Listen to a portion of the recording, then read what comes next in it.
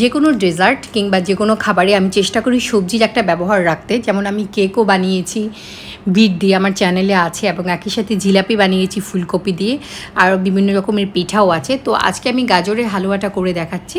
সেই জন্য প্রথমে গাজরটাকে ছুলিয়ে নিয়ে গ্রেট করে নিয়েছি। গাজরটা 4 কাপ পরিমাণে এখানে গাজর আছে। এটাও আমি ডিপ ফ্রিজে রেখেছিলাম, সেটা একটা ভিডিও আমার চ্যানেলে আছে কীভাবে স্টোর করতে হয়। আমি একটা হাঁড়িতে 2 টেবিল চামচ ঘি দিয়েছি, দারুচিনি আর এলাচ দিয়েছি 2টা এবং 4টা করে টুকরা ছোট ছোট। তারপর আমি গাজরটা দিয়ে দিয়েছি। এখানে গাজরটা দিয়ে প্রথমে আমি একটু ভেজে নিব। যখনই ঘিয়ের সঙ্গে একটু ভেজে নিব তখন গাজরের ফ্লেভারটা খুব ভালো লাগবে, এমনকি ভাজা ভাজার কারণে হালুয়ার স্বাদটাও অনেক বেড়ে যাবে। একটু ভেজে নিচ্ছি, অনেকটাই ভাজা হয়ে গেছে। এ পর্যায়ে আমি 1 কাপ জাল করা দুধ দিয়ে দিয়েছি। এইটুকু দুধ দিয়ে আমি গাজরটাকে সেদ্ধ করে নিব। এর থেকে বেশি দুধের প্রয়োজন নাই, এটা নির্ভর করবে গাজরটা কতটা জুসি সেটার উপরে।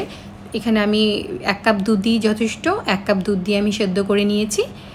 একটু সেদ্ধ হয়ে গেছে, আমি চেক করে নিয়েছি। এবার আমি চিনি দিয়েছি।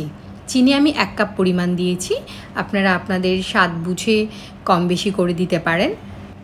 আস্তে আস্তে চিনির পানিটাও শুকিয়ে যাচ্ছে এবং গাজরটাও পুরোপুরি সেদ্ধ হয়ে গেছে যতটুকু দরকার। তারপর আমি আধা কাপ গুঁড়ো দুধ দিয়ে দিয়েছি, দিয়ে আমি ভালো করে মিশিয়ে দিচ্ছি।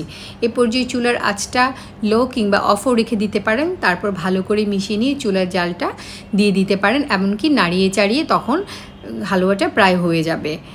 শেষের দিকে আমি অল্প একটু ঘি দিয়ে দিয়েছি, জাস্ট চামচটা মুছে, চাইলে আপনি একটু বেশি দিতে পারেন, আমি আর ইউজ করছি না। ঘির কারণে ফ্লেভারটা কিন্তু অনেক ভালো লাগবে। তৈরি হয়ে গেল সহজেই হালুয়া। আমি এটা সার্ভ করে দেখাচ্ছি। এটা ভীষণ ভালো লাগে। চাইলে গুঁড়ো দুধের যে ছোট ছোট দানাগুলো আপনারা ভিজিবল রাখতে পারেন, সেটা কিন্তু আমার কাছে খুব ভালো লাগে। উপর দিয়ে বাদাম দিয়ে পরিবেশন করছি। ভিডিওটি ভালো লাগলে চ্যানেলের সাথে থাকবেন, খাবেন যখন ভালোটাই খান।